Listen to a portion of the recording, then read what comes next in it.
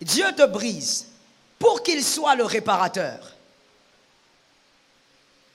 Dieu te brise d'abord pour que ça soit lui qui te repart. Que Jésus soit glorifié. Dieu te brise pour que ça soit lui qui te retouche. Lui-même te brise et il vient encore te réparer.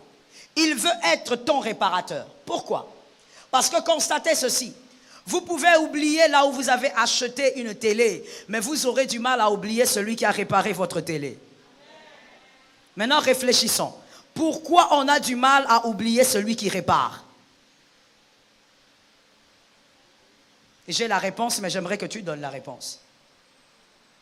Pourquoi on a du mal à oublier celui qui répare? On peut oublier là où on a acheté un pantalon, mais lorsqu'on, je ne sais pas, on fait un mouvement et que le pantalon se déchire, on amène chez le couturier. On n'oubliera pas quel couturier avait réparé son pantalon. Pourquoi? Pas seulement à cause de ça. Tu as une partie de la réponse, ma fille, sois bénie. Pourquoi on n'oublie pas les réparateurs? Vous avez une partie de la réponse. La réponse est simple, c'est devant vos yeux. Pourquoi on n'oublie pas le réparateur? Parce que le réparateur, tu auras besoin de lui, c'est une partie de la réponse, mais parce que le réparateur,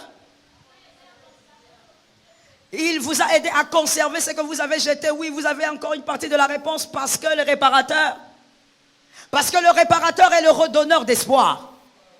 L'espoir était déjà parti, la chose était abîmée. Comme la sœur a dit, tu pouvais jeter. Mais le réparateur a retouché. Donc, l'espoir qui était parti est revenu. On n'oublie pas celui qui vous a redonné l'espoir. Celui qui redonne l'espoir à une vie, on n'oublie pas. Et Christ veut que tu n'oublies jamais que c'est lui qui t'a redonné l'espoir. Ça tombe sur quelqu'un.